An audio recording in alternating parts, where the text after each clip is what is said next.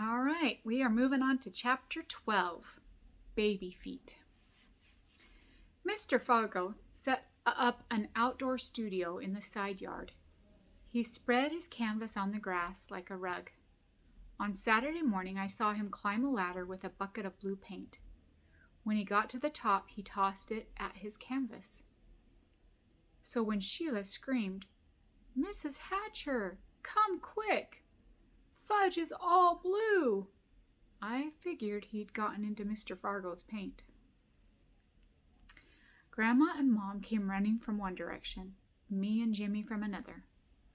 Fudge was sprawled out on the ground near his garden. His face was streaked with blue. His shirt was stained blue. His hands were blue. He had blue in his hair. Even his tongue, which hung halfway out of his mouth, was blue. "Mr. Fargo's going to go nuts," I told Mom. "None of us are supposed to go anywhere near his art supplies." "I don't think it's paint," Mom said, spying an empty fruit basket on the ground. She picked it up and waved it at Fudge. "Did you eat all the blueberries?" Fudge moaned. "You ate our blueberries?" I said. "Jimmy and I were on our knees more than 2 hours picking them, and Grandma was going to bake us a pie." "I didn't eat them all," Fudge said in a very small voice. "Turtle ate some." "You fed Turtle blueberries?" I asked. "He liked them." "Turtle's a dog," I said. At the sound of his name, Turtle appeared from behind the bushes. He plopped down next to me. "Let me see your tongue," I said, opening his mouth. Blue. His tongue and teeth were all blue. Fudge clutched his stomach and moaned again. "Boy, are you going to be sick," Jimmy told him. "I already am," Fudge cried. "My tummy hurts so bad." "I'm not surprised," Mom said. "I know exactly what he needs," Grandma said, heading for the house. She came back with that peppermint medicine we get every time we have an upset stomach. "Down the hatch," she sang, feeding him 1 teaspoonful. "How about some for Turtle?" I asked. "Why not?" Grandma said. "What's good for the goose is good for the gander." I held Turtle's mouth open and Grandma poured in a spoonful. "Blue gas," Jimmy whispered. "He's going to make blue, steamy, gurgling gas." "I don't want blue gas," Fudge cried. "What are you talking about?" Mom said. "There's no such thing as blue gas." "There is if you eat enough blueberries," I told her. "Really, Peter?" Mom said. "Let's not make this any worse than it already is." Dad missed the blueberry adventure. He'd gone to the town dock right after breakfast to see about renting a sailboat. By the time he got back, Mom had carried Fudge to the porch where he lay on the old wicker couch. Everyone gathered around the blueberry boy. Everyone had a suggestion for him. "Lie on your tummy, Fudge," Mrs. Tubman said. "That's what I do when mine hurts." "A hot water bottle," Mr. Tubman said. "That'll fix it." "Make beautiful pictures in your mind," Buzzy Sr. suggested. "Just throw it all up," Mr. Fargo said. Sheila was about to say, "Ew, disgusting," when Dad ran up the porch steps. "I've rented a nice little 19-footer, he announced. You could tell he was really excited. "We can take a picnic lunch." He stopped when he saw Fudge. "What's wrong with Fudgy?" he asked Mom. "Why is he all blue?" "It's a long story," Mom said. "I'll tell you about it later." Dad paused for a minute and shook his head. Then he said, "Well, I've got the boat from noon to 4, and I can take up to 6 passengers. I know Peter wants to come. How about the rest of you?" "I've never been sailing," Jimmy said. "No problem," Sheila told him. "I'm an expert. I'll explain everything to you." Somebody should tell the Guinness Book of World Records about her, I thought, since she's the world's leading expert on everything. "Count me in," Grandma said. "Count me out," Buzzy Sr. said. "Buzzy," Grandma said, "you don't like sailing?" "About as much as a fish likes being out of water." Mr. Fargo said thanks, but no thanks. Mrs. Tubman said she really wasn't into water sports, but she'd go if Mr. Tubman would. Mr. Tubman said he had no sailing experience, but he'd always wanted to give it a try. What about Fudge? Sheila asked Mom. Fudge isn't going anywhere, Mom said. Except to the bathroom, Jimmy whispered to me, and we both cracked up. All 7 of us piled into the back of Mr. Fargo's truck. Have a good sail, he called when he dropped us off with our gear. The boat Dad rented was tied to the dock. It looked kind of small, especially next to the really big boats that were moored in the harbor. As soon as we were on board, Dad handed out life jackets. There was one for each of us, and Dad's rule was we had to wear it the whole time. Then he started to explain the man overboard rule. Excuse me, Mr. Hatcher, Sheila said, but couldn't we call it the person overboard rule? I mean, man overboard sounds so sexist. Okay, Dad said, the person overboard rule. He appointed Mrs. Tubman and me official spotters. If anyone fell into the water, our job was to point. No matter how the boat turned, no matter how it rocked, the spotter had to keep pointing so the person overboard didn't get lost. Maybe I should just wait here, Jimmy said. Nah, once we get going, you're going to like it, I told him. I don't know, Jimmy said. I'm not the world's greatest swimmer. Nobody's going swimming, I said. This water's so cold you'd have hypothermia in a couple of minutes. Hypo who? Jimmy said. Hypothermia, I said. That's when your body temperature falls really low. Most people who die when they fall in the water die from that, not from drowning. I think Jimmy would have jumped back onto the dock if we hadn't sailed away right then. Oh, my hat, Mrs. Tubman cried as we got going. The wind took my hat. We watched as it slowly drifted down into the water. Sorry, Jean, Dad said. You should have pinned it to your hair. I didn't know, Mrs. Tubman said. Now you do, Dad told her. I really like that hat, Mrs. Tubman mumbled. I don't think Dad heard her. He was at the tiller, which is the stick that steers the boat. Soon we were moving along really fast for a sailboat. I liked the whoosh whoosh sound as the boat cut through the water. Dad relaxed a little, so did the rest of us. We held our faces up to catch a few rays. Don't forget to use plenty of suntan lotion, Grandma said. Sheila slathered it all over herself. By the time she was done, she smelled like a coconut factory. There's an alarm going off somewhere in my house.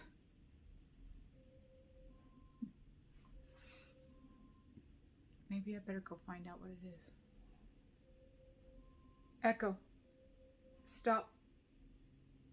15-minute timer stopped on board's room echo.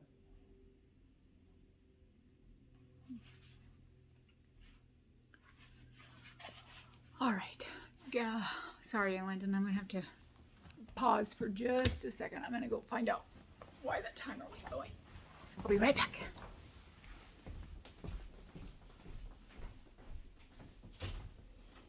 Logan? A timer went off in your room.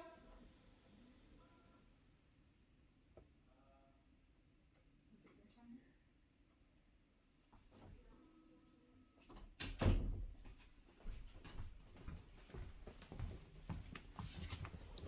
All right. Okay, here we go. Sorry about that.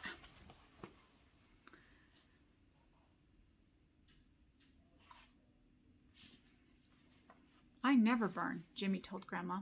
Me neither, I said. Aren't you lucky, Grandma said. We sailed along that way for an hour before Dad called. Anybody ready for lunch? Yes, we all answered at once. We dropped anchor near a small island. I handed out our lunch bags. Jimmy had brought his favorite, sardines and onions on rye. The rest of us had cold chicken left over from last night's dinner. Am I hungry? Jimmy said, gobbling up one sardine and onion sandwich and starting on the next. Me too, Sheila said. I've never been so hungry in my entire life. It's the salt air, Grandma said. It does wonders for your appetite. The 3 of us polished off a bag of chips, a box of cookies, and all the juice. Then we hit the fruit. Don't stuff yourselves, Grandma told us. It's better to eat light when you're sailing. But we're anchored now, Jimmy said, helping himself to a second peach. Grandma raised her eyebrows. After lunch, we relaxed for a while. Dad took a snooze. Grandma and Mrs. Tubman had a heavy discussion about the problems of the city. Mr. Tubman read a mystery, and the three of us played hearts with the deck of cards Sheila had brought in her pack. I'm always prepared, she told us. After a couple of hands, she said, speaking of prepared, is there a bathroom on this boat? Look around, I told her. Do you see a bathroom? Since we were in an open boat, it didn't take much to figure out the answer to that question. Well, what's a person supposed to do? She asked. A person is supposed to go before. I did. Then a person is supposed to wait until we're back. She checked her watch. That's almost 2 more hours. If it's an emergency, Dad has a bucket, I told her. A bucket, Sheila said. That's disgusting, Jimmy and I sang at the same time. Just when I think it's possible that the two of you are human beings, you prove that I'm wrong. Sheila's outburst woke up Dad. He checked his watch. We better get started. We'll be heading into the wind on our way back, so it's going to take longer. Once when we were underway, it felt a lot colder than before. We pulled on sweatshirts. Sheila shivered and moved closer to me. I moved away from her and closer to Jimmy. It got more and more windy as the sky filled with big gray clouds. The boat tipped and water splashed over the rail, spraying us. That's when Jimmy grabbed my arm and said, I feel funny. Dad, I called. Jimmy feels funny. Keep your eye on the horizon, Dad told him. What horizon? Jimmy asked.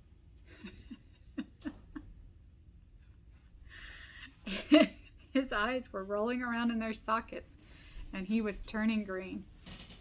Grandma said, breathe through your nose, Jimmy. Inhale, exhale, inhale, exhale. There were waves now with white caps.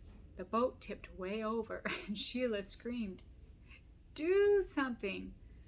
Do something before we all drown. It's all right, Grandma said. This is a keel boat. It can't go over. It can't go over. I told myself, it can't go over. Jimmy was trying to breathe through his nose, like Grandma said. I think he was more scared than sick. A puff is coming, Warren, Grandma called. A puff of what? Sheila cried, grabbing me. A puff of wind, Grandma said. Look at the water. You see how it's rippling in front of us? Then she shouted to Dad, Warren, head up in the puff. All of a sudden, the boat, which was already tipped halfway over, tipped so far the sails touched the water. The tubmen screamed and clung to each other. Sheila dug her fingernails into my hand. Jimmy groaned and hung on to me. He breathed his sardines and onions right into my face. Let Muriel take the tiller, Mrs. Tubman yelled. You want Muriel to be captain, Dad said. Fine. Really, Warren, Grandma said, you're overreacting. But she switched places with him and took the tiller, shouting out orders. Ease the sheets, Warren. We're going to sail off the wind. It may take a while longer, but we'll all be more comfortable. The boat straightened up and sailed more smoothly. Jimmy released his grip on me, so did Sheila. Her nails left marks on my hand. The Tubmans breathed more easily, and Dad sulked. Grandma sailed the boat in like a pro. She explained everything as she did it to make us feel more secure. Now, as we pull up, Warren will jump onto the dock, she said, and while he ties us up, I'll drop the sail. She looked over at Dad. Wait for me to give you the signal, Warren. But Dad didn't wait. He jumped too soon and landed in the water. Person overboard! Sheila shouted. Mrs. Tubman and I remembered our responsibilities. We pointed at Dad. We pointed as some guy from the dock reached into the water and pulled him out. We pointed as someone else wrapped him in a blanket. We pointed until Dad looked at us and called, Okay, that's enough. You can stop pointing now. He was shivering so hard his teeth clicked. Mr. Fargo picked us up in his truck. As soon as we pulled into our driveway, Sheila jumped out and ran for the house. I have to go so bad. Did you all have a nice sail? Mom asked the rest of us. Then she noticed Dad. Warren, how come you went swimming in your clothes? Dad didn't answer. I'll be in the tub, he managed to say, heading for the house. Mom looked at Grandma. What happened? She asked. Oh, the usual, Grandma said, but all's well that ends well. Fudge jumped off the porch steps. All's well that ends well, he sang. I see he's recovered, I said to Mom. More or less. Then Tootsie toddled over and held her arms out to me. Up, Pea, up! I picked her up. She was barefooted, and the bottom of her feet were covered with blue. Did you get more blueberries? I asked Mom. Mom, no, why? Look at Tootsie's feet. Uh-oh, Mom said. We ran to the side yard where Mr. Fargo had left his work. Mom sucked in her breath when she saw the path of little footprints across his painting. What are we going to do? I asked. What can we do? Mom said. Mr. Fargo and Jimmy came around the house then. Jimmy was telling him about his sailing adventure.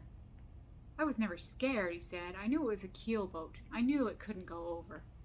He stopped when he saw us and gave me a weak smile. Peter wasn't scared either, he added. But Mr. Fargo wasn't listening anymore. He'd seen the footprints across the painting. His face turned purple. I held Tootsie tight and waited for the explosion. Frank, Mom began, but Mr. Fargo held up his hand to stop her from speaking. He got down on all fours and crawled around his canvas. He stood up and walked away from it. Then he came closer. Then he walked away. Then he came closer again. He squinted. He scratched his beard. We held our breath. Finally he muttered, Baby feet. I looked at Jimmy. He shrugged as if to say, Don't ask me. Baby feet, Mr. Fargo said again, coming toward me. I backed away. He wasn't getting his hands on my little sister. Itsy bitsy baby feet, Mr. Fargo cooed. Itsy bitsy teensy wincy baby feet. He tickled the bottoms of Tootsie's feet. She squealed. Then he laughed. Mr. Fargo actually laughed. How'd you like to be my partner, Tootsie Pie? She held her arms out to him. He swung her up in the air. I think we've got something here, he told her. I think those little baby feet of yours are going to be a big hit. None of us knew what he was talking about, but we were all relieved. That night after supper, Jimmy and I used up a whole jar of Noxzema. We had sunburned faces, necks, and ears. Our ears hurt more than anything. Why didn't you use suntan lotion? Mom asked. I never burn, Jimmy said. Famous last words, Grandma said. Then Dad, who'd had supper in his room, came down in his robe. He clinked a spoon against a glass and said, I'd like your attention for a minute. Everyone looked at him. I behaved very badly this afternoon, he said, and I want to apologize to everyone on the boat, but especially to Muriel, who saved the day. Apology accepted, Grandma said. I was proud of Dad for admitting that he'd acted like a sore loser. So when he looked over at me, I gave him the high sign, and he smiled. Then Mr. Fargo clinked a spoon against his glass. He stood up and said, I want to thank Tootsie for walking across my canvas and giving me the idea for a series of paintings called Baby Feet. Hear, hear, Buzzy Sr. said, raising his coffee cup. Let's have a toast to Baby Feet and to Muriel, who always saves the day. He gave Grandma a big kiss. Grandma blushed. Buzzy, she said, not in front of the children. Somehow, I don't think Grandma was talking about us when she said children. I think she meant Mom and Dad and Mr. and Mrs. Tubman, because they were the only ones who looked surprised by that kiss. And that's the end of that chapter. All right. See you next time.